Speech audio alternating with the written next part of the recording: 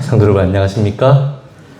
하나님의 은혜 가운데 다시 주회장에서 말씀을 나누게 된 것을 인해 감사합니다.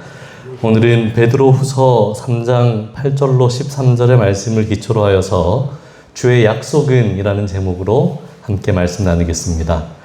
우리 베드로후서 3장 8절부터 13절까지 말씀을 교독하겠습니다. 사랑하는 자들아, 주께는 하루가 1000년 같고 1000년이 하루 같다는 이 한 가지를 잊지 말라.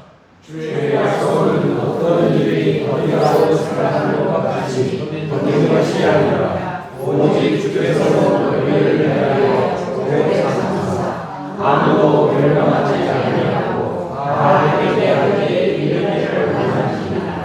그러나 주의 날이 도둑같이 오리니 그 날에는 하늘이 큰 소리로 떠나가고 물질이 뜨거운 불에 풀어지고 땅과 그 중에 있는 모든 일이 드러나리로다. 이 모든 것이 이렇게 풀어지리니 너희와 어떠한 사람이 되어야 마땅하냐. 거룩한 행실과 거룩함으로 하나님의 날이 임하기를 바라보고 간절히 사모하라. 그날에 하늘이 불에 타서 풀어지고 물질이 뜨거운 불에 녹아지려니와 우리는 그의 약속대로 우리가 있는 곳이 새 하늘과 새 땅을 다하노라. 아멘. 기다림에 대한 이야기를 오늘 좀 해보려고 합니다. 우리는 무엇을 기다리는가? 여러분, 기다리는 시간은 즐거운 시간입니까? 고통스러운 시간입니까? 지루해요. 인생은 기다림의 연속이라고 하는 책도 있고, 이런 기다림에 대한 이야기들이 많이 있습니다. 거의 대부분의 사람들이 기다리는 분이 있는데, 택배 아저씨를 기다린다고 그러더라고요.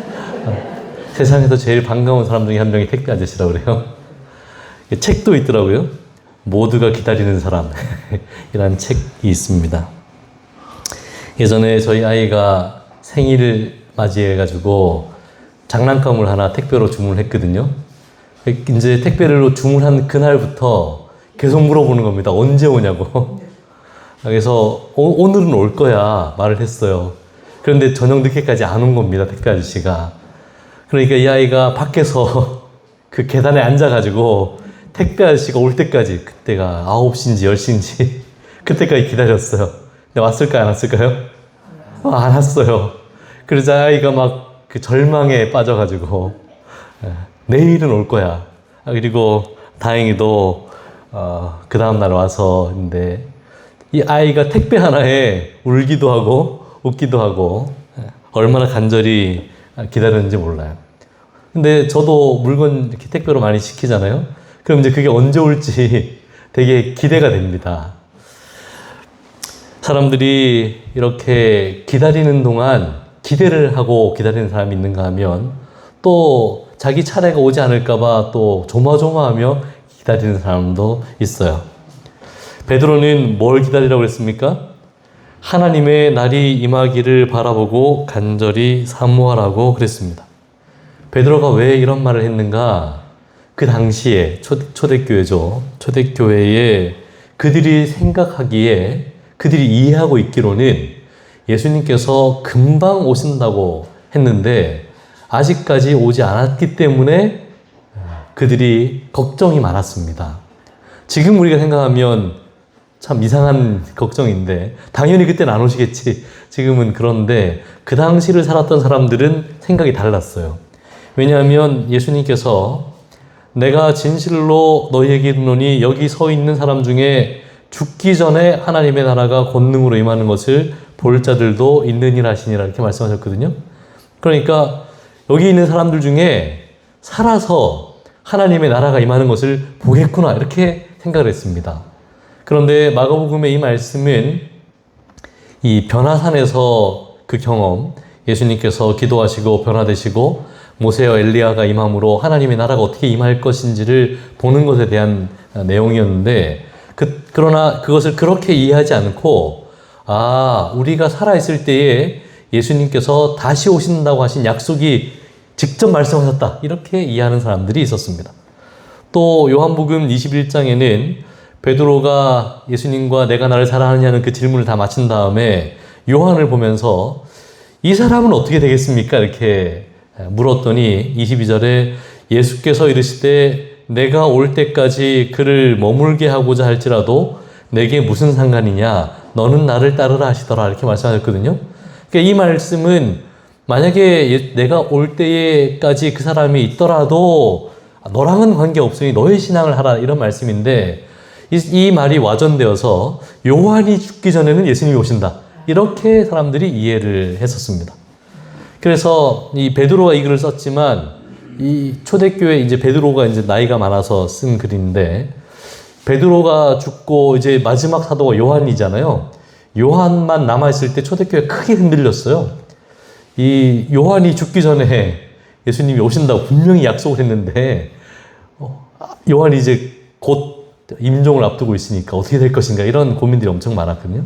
이 말씀의 의미가 그런 것이 아니었음에도 불구하고 그들이 그렇게 생각했습니다. 이것은 제가 전에도 한 말씀드린 것처럼 모든 시대의 성도들은 재림 성도의 삶을 살아야 돼요. 예수님께서 곧 오실 것처럼 그렇게 기대하고 살아야 됩니다. 그것은 너무나 중요하죠. 야고보는 이렇게 하겠습니다. 그러므로 형제들아 주께서 강림하시기까지 길이 참으라. 보라 농부가 땅에서 나는 귀한 열매를 바라고 길이 참아 이른 비와 늦은 비를 기다리나니 너희도 길이 참고 마음을 굳건하게 하라. 주의 강림이 가까우니라. 그렇게 권면하고 있습니다. 그러니까 제자들은 예수님께서 곧 오실 것이라는 확신을 가지고 있었고 그리고 예수님께서는 생각보다 늦게 오셨기 때문에 그들에게 뭐가 필요했냐면 인내가 필요했습니다. 길이 참아야 됐어요. 때로는 좀 고난의 시간이 더 길어지는 것 같음에도 불구하고 그들이 인내함으로 그 시간을 견디도록 그렇게 요청하고 있습니다. 우리가 잘 아는 것처럼 마태복음 25장에 열처녀의 비유가 있잖아요. 열처녀의 비유는 누구에게 하신 말입니까? 제자들에게 처음 하신 거예요. 그런데 그 비유의 내용은 뭐예요? 신랑이 뭐함으로? 더디움으로 다 졸며 잔다 이렇게 비유를 하셨거든요. 거기 이제 핵심은 깨어서 기다리라는 것이 핵심인데 비유 가운데서 예수님께서 더디 온다는 것을 비유로 말씀하셨음에도 불구하고 그들이 그것을 받아들이지 못하고 굉장히 마음이 괴로웠습니다. 나중에 이제 히브리서에 다시 한번 이 문제가 깊이 있게 다뤄지고 있는데 저희가 기회가 있을 때 히브리서를 연구하는 시간에 그것을 이야기하도록 그렇게 하겠습니다. 재림이 예언되어 있지만 그것이 내 시대에 이루어지기를 원하는 모든 사람들에게 뭐가 필요합니까? 인내가 필요했어요. 그런데 인내하지 못하고 그 길에서 떠나간 사람들이 얼마나 많은지 모릅니다. 어린아이들은 잘 참을까요? 잘 못 참을까요? 잘 못 참아요. 어른도 못 참는데, 그죠? 아이들은 잘 못 참아요. 왜 아이들이 잘 못 참는가? 이게 과학적으로는 그 전두엽이 다 발달하지 않아서 그렇다고 그럽니다. 그러니까 이 충동적으로, 즉각적으로 행동하기를 원하는 그 아이들을 통제하는 것은 이 전두엽이 발달해야 이걸 브레이크가 걸리는데 아이들은 그게 잘 안 돼서 이렇게 통제가 안 돼요. 그래서 그 아이들은 의지가 없는 게 아니고 할 수 있는 그 능력 자체가 없는 거죠. 그래서 아이들 중에 인내심이 뛰어난 아이들은 전두엽이 빨리 발달한 아이들이라고 볼 수가 있습니다. 이제 어른이 되면 전두엽이 점점 발달하면서 인내심이 생기거든요. 근데 이제 또 나이가 점점 들면 전두엽이 또 이렇게 쇠퇴해요. 그러니까 인내심이 자꾸 또 줄어들기도 합니다. 아이들만 그런 게 아니고 이 어른들도 잘 참지 못하는 시대가 되었어요. 요새는 요새 그 유튜브 많이들 보시잖아요. 옛날에는 그 유튜브를 이렇게 막 1시간짜리 이런 것도 많이 봤는데 요새는 1시간짜리는 너무 지겨워서 15초짜리 이런 짧은 영상들만 보는 시대가 되었습니다. 빨리빨리 바뀌어야 돼요. 그러다 보니까 요새 자라는 청소년들이 그런 것에 너무 중독같이 되어 있어서 자꾸 인내가 부족한 그런 시대에 살고 있는데, 예전에 신문 기사를 보니까 앞에 차가 좌회전을 해야 되는데 좌회전 안 하고 기다리고 계속 가만히 있으니까 뒷차가 클락션을 35초 동안 누르고 있었어요. 그러니까 앞차가 그것 때문에 스트레스 받았다고 법에 고소를 해가지고 벌금형이 나왔습니다. 여러분, 앞차가 안 가고 있으면 막 빵빵거리 되죠? 네. 이게 시대가 참지 못하는 시대로 바뀐 것 같아요. 그래서 참지 못해서 사람을 심지어 죽이기도 하고, 그죠? 여러분, 언제까지 참아야 됩니까? 우리가 잘 아는 당군 신화에 곰과 호랑이가 동굴에 들어가서 마늘과 쑥만 먹고 100일을 참으면 뭐가 된다고 그랬어요? 사람이 된다고 그랬습니다. 근데 누가 실패했습니까? 호랑이가 실패했어요. 곰은 끝까지 견뎌가지고 사람이 됐죠. 그래서 우리 그분과 혼인을 맺어서 당군이 태어났다는 이야기 아닙니까? 그러면 99일 동안 참은 것과 하루도 못 참고 나간 것과 차이가 있습니까? 없습니까? 99일 동안 참은 사람은 고난의 시간은 길었는데 결과적으로는 어때요? 똑같은 거예요. 그러니까 참는 것은 언제까지 참아야 됩니까? 끝까지 참아야 돼요. 그러니까 목적을 이룰 때까지 인내하지 못하는 인내는 고통의 시간만 길어질 뿐 인내가 아닌 겁니다. 그러니까 화가 나면 언제까지 참아야 돼요? 화가 수그러질 때까지 참아야 돼요. 그러니까 우리가 내가 참다가 한마디 하는데 이렇게 하는 사람은 무슨 말이냐가 똑같은 거냐면 못 참고 한마디 하겠다 이런 말과 똑같은 거예요. 내가 참다 한마디 하고 싶을 때 어떻게 돼요? 참아야 돼요. 왜냐하면 이제까지 참은 게 다 허사가 되기 때문에 그렇습니다. 그러니까 내가 참을 만큼 참았다라고 말하지 마십시오. 참을 만큼 참은 건 없습니다. 참을 만큼 참은 사람들은 그 목적이 이루어져야 끝나는 거예요. 차라리 처음부터 화를 내든가. 좀 다른 이야기긴 한데 우리 요새 5월달이니까 자녀를 키울 때 아이들이 떼를 쓰잖아요. 뭐 해달라고. 그때 부모가 안 돼. 그러면 끝까지 안 돼야 돼요. 그런데 안 돼 했는데 자꾸 떼 쓰고 막 누워서 울고 막 그러면 엄마가 해주잖아요. 그러면 자녀 교육에 아주 치명적인 결함이 생기게 되어 있어요. 부모가 처음에 줄 거면 처음부터 줘야지. 처음부터 주면 아이는 기쁨으로 그걸 받을 수 있는데 나중에 아이는 어떻게 학습이 되는가? 이 떼를 쓰면 되는구나. 안 된다고 그래도 막 울고 떼 쓰고 넘어지고 이러면 부모가 주는구나. 이런 학습이 생기기 때문에 굉장히 안 좋다고 그러거든요. 그래서 처음에 만약에 안 된다고 말을 하면 부모가 언제까지 해야 되는가? 아이가 포기할 때까지 안 된다고 해야 돼요. 그래야 되는 거고 그렇게까지 못할 거면 빨리 주는 게 나아요. 왜 그 투쟁의 시간을 다 보내고 울고 불고 난리 나고 막 서로 막 싸운 다음에 그걸 주면 아이도 이거 울면 되는구나 하는 학습이 생기고 부모도 결국 자기가 주기 원치 않았던 것을 주게 되고 하는 이중으로 안 좋은 일이 생기기 때문에 그런 겁니다. 이게 중요한 이야기는 아니지만 우리에게 인내가 필요해요. 우리가 그토록 본받기를 원하는 예수님이 어떤 분이셨습니까? 인내하는 분이셨습니다.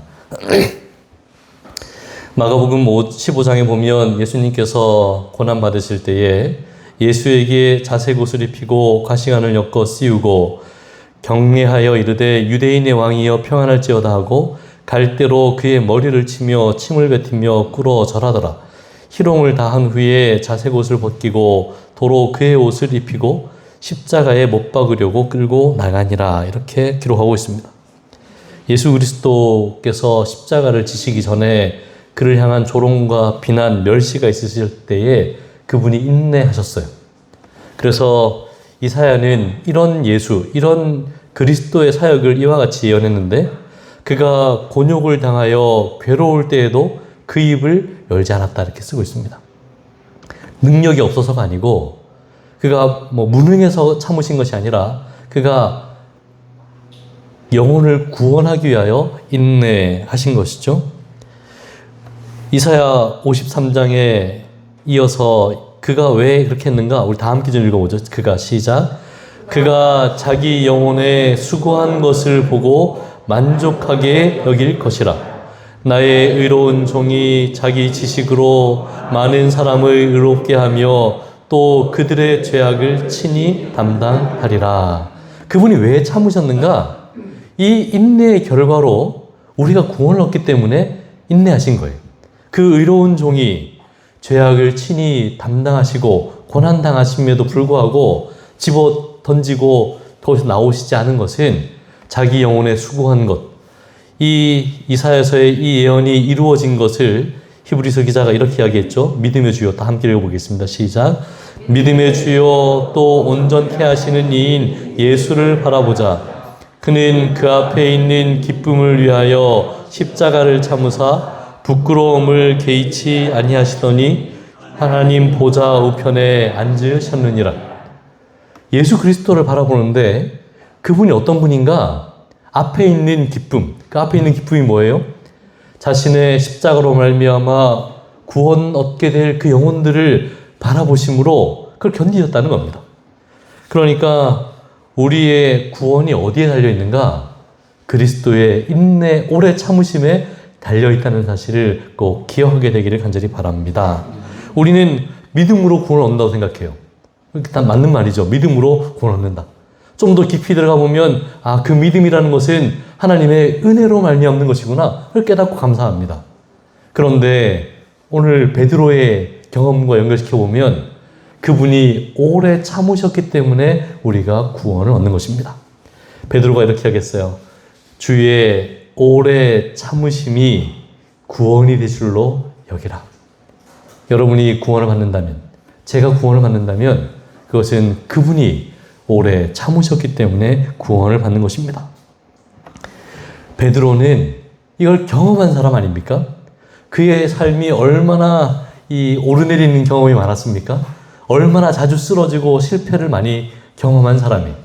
그럼에도 불구하고 그가 사도로서 모든 백성들 앞에 복음을 높이 들고 구원을 선포할 수 있었던 것은 예수께서, 하나님께서 그의 삶에 대하여 오래 참으셨기 때문인 것을 그가 알았습니다. 그는 자기의 삶을 돌아볼 때에 예수님께서 얼마나 참으셨는가? 그걸 아신 거예요. 자기의 구원이 그분의 오래 참으심의 결과라는 것을 깨닫게 된 겁니다. 내가 믿음이 좋아서 구원을 얻은 게 아니고, 내가 그분의 은혜를 너무 풍성히 누렸기 때문에 구원을 얻은 게 아니라 그분의 오래 참으심이 나로 하여금 구원의 규리에 서 있도록 했다는 사실이 그에게 너무나 감격스러운 일이었으므로 주의 오래 참으심이 구원이 될 줄로 여기라고 그렇게 이야기하고 있습니다. 그러면서 사도는 이렇게 디모데에게 편지합니다. 디모데전서 1장 16절 우리 다 함께 읽어볼까요? 그러나 시작.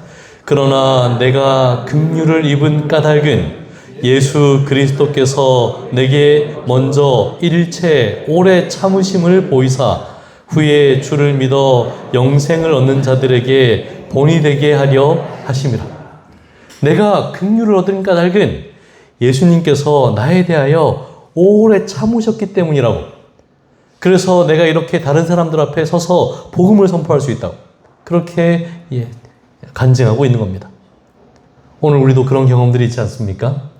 그분이 오래 참으셨기 때문에 우리가 이 자리에 있는 것입니다. 그분의 인내가, 죄인을 향한 간절한 열망이 오래 참으심으로 말미암아 우리로 하여금 구원의 길에서 떠나가다가도 다시 돌아올 수 있는 그 시간이 우리에게 주어진 것입니다. 우리가 잘 아는 누가복음 13장에 과원지기 이야기가 나오죠. 그때에 주인이 와가지고 나무에 열매가 하나도 없는 것을 보고 뭐라고 이야기합니까? 과원지기에게 다 베어버리라고 이야기합니다.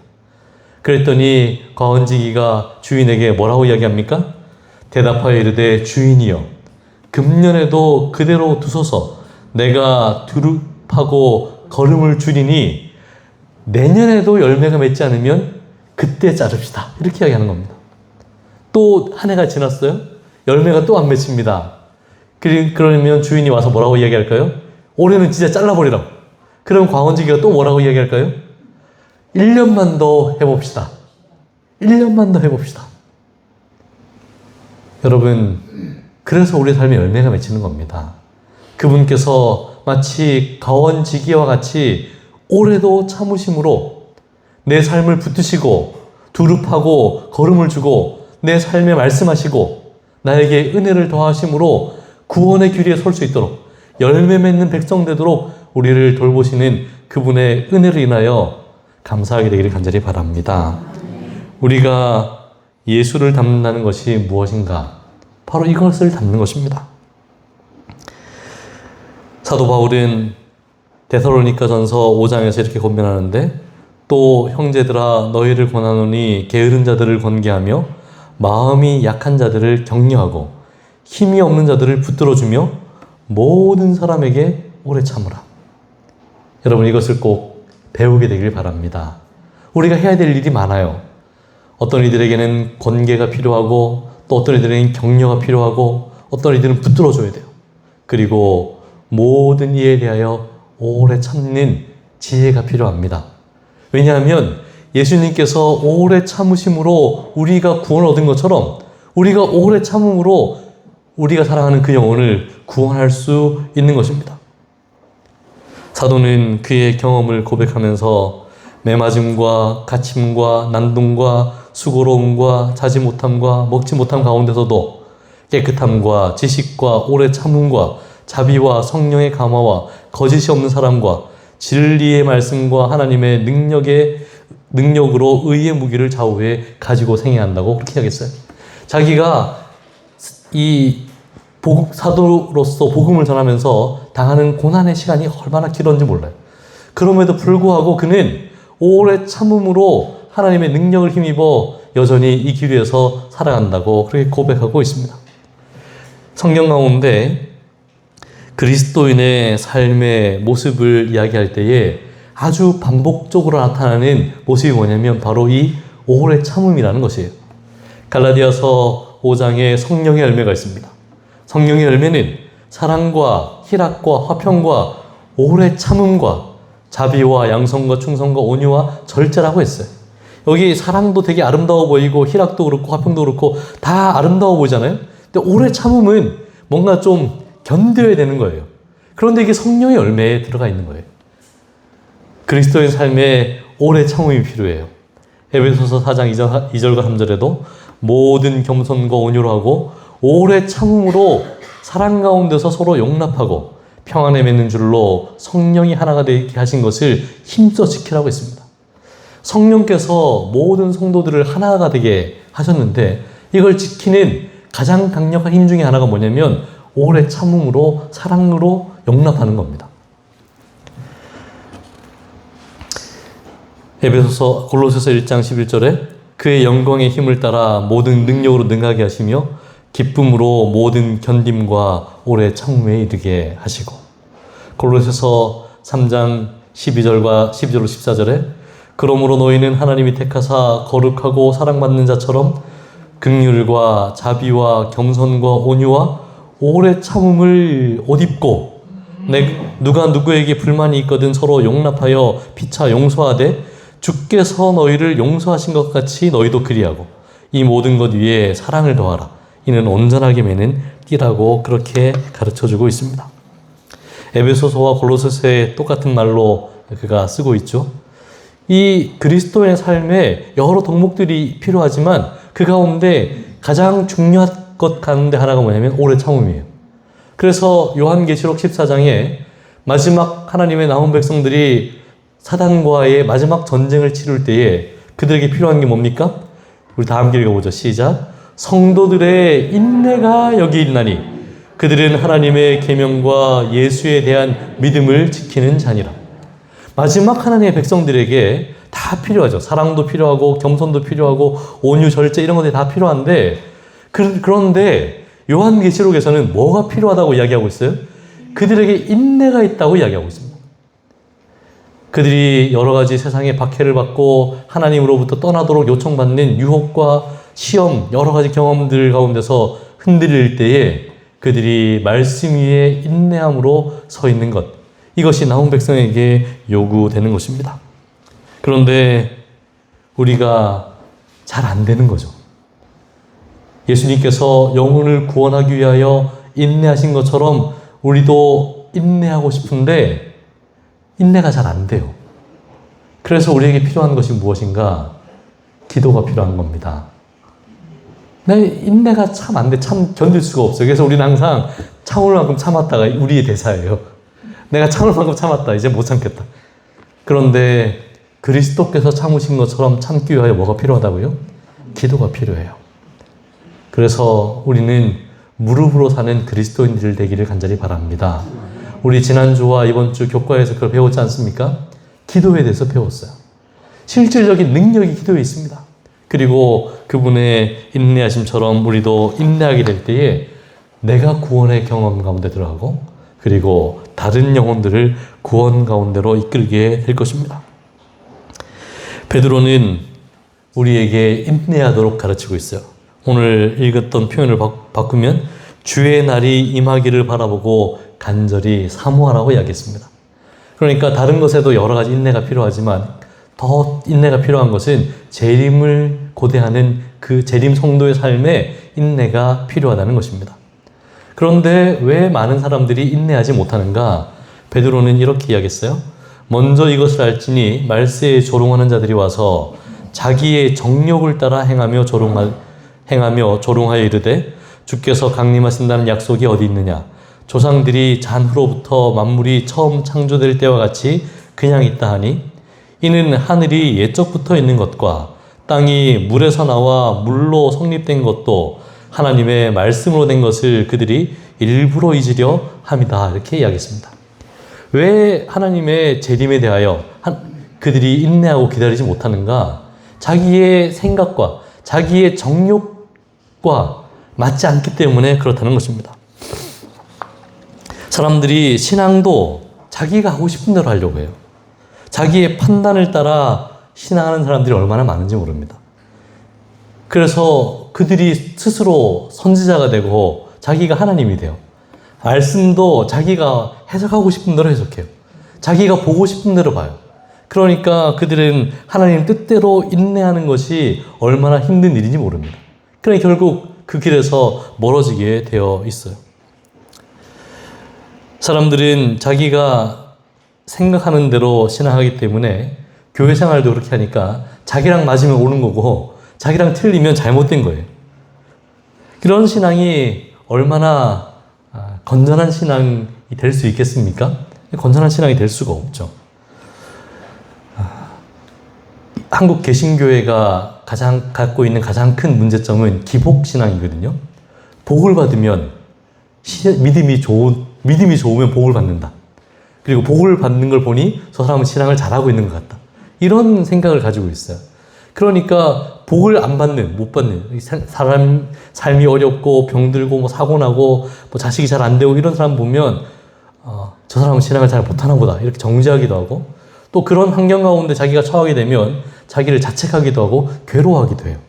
그러니까 자기 신앙대로 자기 생각대로 신앙을 하면 바르게 신앙할 수가 없는 것입니다. 그리고 특별히 우리가 원하는 것을 얻기 위하여 신앙을 할 때에 그때의 그 신앙에는 인내가 부족하게 될 수밖에 없어요.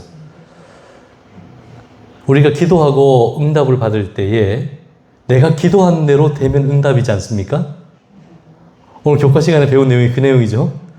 내가 기도한 대로 되는 것이 기도 응답이 아니고 하나님의 뜻이 이루어지는 것이 기도 응답이다. 기도는 하나님을 땅으로 끌어내리는 것이 아니고 우리로 하여금 하나님의 보좌로 이끌어 올려서 하나님의 뜻이 무엇인지를 이해하는 것이 기도라고 그렇게 교과 시간에 배우셨죠? 우리는 그런데 기도할 때도 인내하지 못해요. 내 뜻이 이루어져야 그게 기도 응답인 겁니다. 그래서 하나님 이렇게 기도를 잘 들어줘서 감사합니다 기도하지만 하나님의 뜻이 이루어지는 기도를 인하여 감사하는 믿음이 있게 되기를 간절히 바랍니다. 특별히 마지막 때에 우리는 이 시대가 어떠한 시대인지를 분별하는 사람들이 되어야 돼요. 시대를 분별하지 못하면 우리가 인내할 수가 없습니다. 역대상 12장 32절에 이사갈 자손 중에는 시세를 알고 이스라엘이 마땅히 행할 것을 아는 우두머리가 200명이 있다고 그랬어요. 그러니까 지도자들 가운데는 시대를 분별할 줄 아는 지혜가 있어야 된다고 합니다. 마태복음 16장 3절에 예수님께서 뭐라고 말씀하셨냐면 아침에 하늘이 붉고 흐리면 오늘은 낮이 굳겠다 하나니 너희가 날씨는 분별할 줄 알면서 시대의 표적은 분별할 수 없느냐 이렇게 책망하셨어요. 그러니까 오늘 아침에 날이 붉고 흐리면 오늘 날이 굳겠구나. 또 아침에 안개가 끼는 걸 보니 오늘 오후가 되면 맑아지겠구나. 뭐 이렇게 찬바람이 부는 거 보니까 곧 비가 오겠구나. 저도 들은 풍울이 있어가지고 날씨를 곧잘 맞춥니다. 네. 날씨도 곧잘 맞추지만 우리가 정말 알아야 되는 건 뭐예요? 시대를 분별할 줄 알아야 된다는 거예요. 우리가 어느 시대를 살아가고 있는지, 내가 지금 깨어 있어야 될지, 경성해야 되는 때인지를 분별할 줄 알아야 된다는 거예요. 이것에 대한 이해가 없으면 우리는 인내하지 못한다고 이야기하고 있습니다. 사도 베드로는 이 예수님의 재림에 대한 이야기를 하면서 우리로 하여금 깨어서 주의 오심을 기다리도록 그렇게 요청하고 있는데, 우리가 본문 읽었던 말씀 다시 한번 읽어보면 사랑하는 자들아 죽게는 하루가 천년 같고 천년이 하루 같다는 이 한 가지 사실을 잊지 말라 이렇게 하겠어요. 이 말씀은 무슨 말이냐면 우리가 예수님의 재림을 기다리는 것보다 사실은 하나님께서 더 애타는 마음으로 기다리고 계십니다. 우리가 하루 정말 간절히 기다리는데 하나님께는 마치 하루가 천년인 것처럼 그렇게 간절한 마음으로 기다리고 계십니다. 그리고 천년을 마치 하루밖에 안 기다린 것처럼 그렇게 즐거운 마음으로 기다리고 계신다고 그렇게 이야기하고 있는 겁니다. 그러면서 주의 약속은 어떤 이들이 더디다고 생각하는 것 같이 더딘 것이 아니라고 이야기했어요. 하나님 약속이 뭡니까? 내가 다시 와서 너희를 내게로 영접하여 나 있는 곳에 너희도 있게 하겠다고 하는 그 예수님의 약속이거든요. 그 약속은 어떤 사람들이 생각하는 것처럼 더딘 것이 아니라고 이야기합니다. 그러면서 바울의 이야기의 핵심은 뭔가? 오직 주께서 너희에 대하여 오래 참으사 아무도 멸망받지 아니하고 다 회개하기에 이르기를 원하신다고 우리에게 격려하고 있는 것입니다. 그러므로 더딘 것이 아니라 뭐라고요? 우리의 구원의 시간이 늘어나고 있는 것이라고요. 제가 전에도 말씀드렸던 그 9반의 법칙, 황치신 사모님이 그 옛날 교회 지남인가요? 거기 시조인가요? 짧은 이야기로 쓴 이야기가 있습니다. 많이 들어보셨죠? 집에서 여러 동생들을 키우는 누나가 밥을 막 준비하면 아이들이 나가서 안 들어오잖아요. 안 들어오면 아이들이 밥 먹으라고 아무리 불러도 안 들어와요. 이제 마지막으로 누나가 이야기하죠. 10살 동안 안 들어오면 밥 없다. 그리고 숫자를 셀 때 어떻게 됩니까? 처음에 하나, 둘, 셋, 한 5까지 좀 빨리 세. 그 다음 6부터는 6 이렇게 큰 소리로 하죠. 7, 8. 그리고 그래도 안 들어와요. 9 막. 그 다음 뭡니까? 9 다음엔 10을 외쳐야 되는데 아직도 안 들어오고 있는 그 동생들을 향해서 누나가 뭐라고 외친다고요? 9반 이렇게. 9반이라는 숫자는 없지만 누나가 왜 9반을 외친다고요? 동생들이 들어와서 밥을 먹었어요. 10을 외치면 밥을 안 줘야 되니까, 약속한 게 있으니까 10을 외치지 않고 9반을 외친다는 겁니다. 그때 그 자비의 시간이 있어요.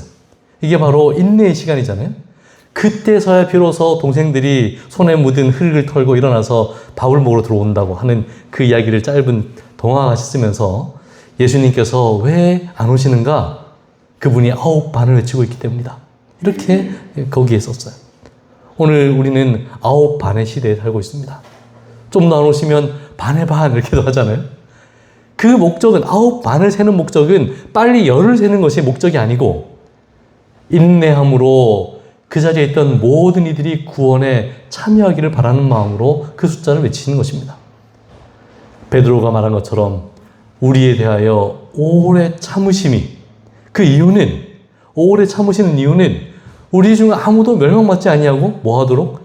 회개하기를 원하는 마음으로 오래 참으신다고 이야기했어요. 바울은 디모데에게 이렇게 이야기했습니다. 우리 다 함께 읽어보겠습니다. 시작.